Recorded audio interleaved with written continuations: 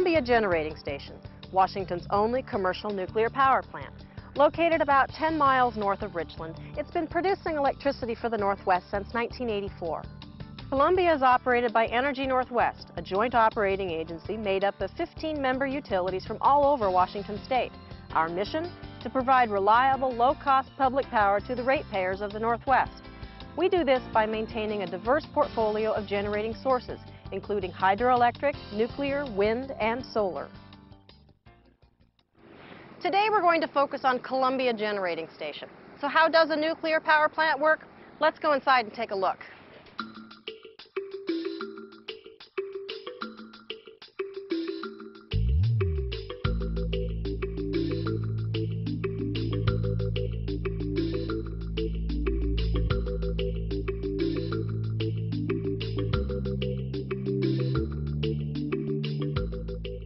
Columbia Generating Station is a boiling water reactor that uses nuclear fission to heat water to make steam.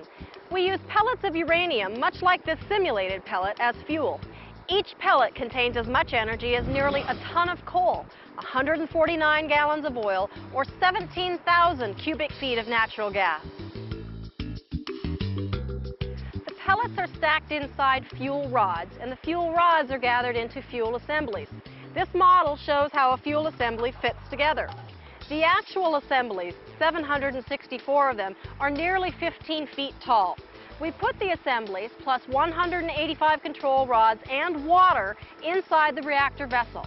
This is called the reactor core. In the control room, a team of highly skilled reactor operators slowly moves control rods out of the core, starting a chain reaction. The heat produced by the chain reaction is used to boil water and make steam. The entire system is closely monitored and controlled 24 hours a day, 7 days a week. Steam from the reactor vessel is used to turn 4 large turbines, which are attached to a large generator. Together, they turn 1,800 times each minute, producing enough electricity to power a city the size of Seattle. When the steam leaves the turbines, it's turned back to water in a special heat exchanger called the condenser. The condenser has thousands of little pipes just like this one. Each pipe is filled with cool water from the Columbia River. When the hot steam touches the cool pipe, it condenses back to water. The water inside the pipes absorbs a lot of heat, so we have 6 large cooling towers to remove this extra heat. Hot water from the condenser pipes is pumped into large canals at the top of each tower. From here, the water is allowed to fall down across special inserts called cooling tower fill. Large fans pull air across the water, causing the heat to evaporate into the atmosphere. At the bottom of the towers, the cool water is collected and pumped back to the condenser to be used again. Columbia Generating Station produces a tremendous amount of electricity from nuclear fuel. But like any fuel, eventually it begins to run out of energy, so we need to replenish our supply. That's why every 2 years we shut down the reactor for a refueling outage.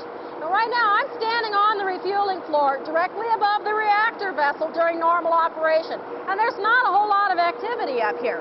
But during the refueling outage, this entire floor is transformed into a strictly controlled and highly choreographed work area.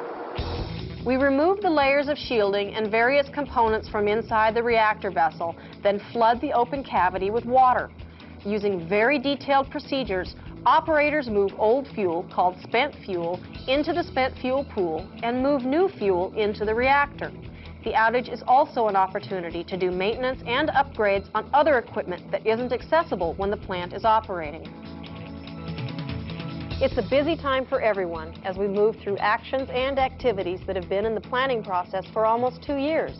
Our thorough planning and attention to detail help ensure that the work gets done safely and efficiently.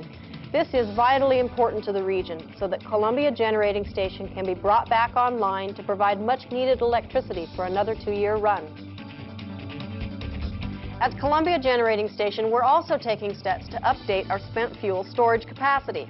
After 17 years of use, the spent fuel pool is almost full, so we're building a new storage facility here on site. The Independent Spent Fuel Storage Installation, or ISFSI, uses dry casks to safely store spent fuel until a national repository is built. We're investing millions of dollars to ensure that we'll continue to serve the ratepayers of the Northwest for many years to come. Our nuclear power plant is a shining example of technology and engineering. But the heart and soul of Columbia Generating Station are the people who work here. From reactor operators to engineers, chemists to craft workers, health physics specialists to security officers, each person understands and is committed to their role in keeping the plant running. Human performance is a key element in our success, and we're proud of the many talented individuals who are part of our team. Thank you for taking time to learn more about Columbia Generating Station. We hope you've enjoyed this insider's look at one of the Northwest's valuable energy resources. If you'd like to learn more about the plant or about Energy Northwest in general, please feel free to call us or visit our website. And thanks again for visiting Columbia Generating Station.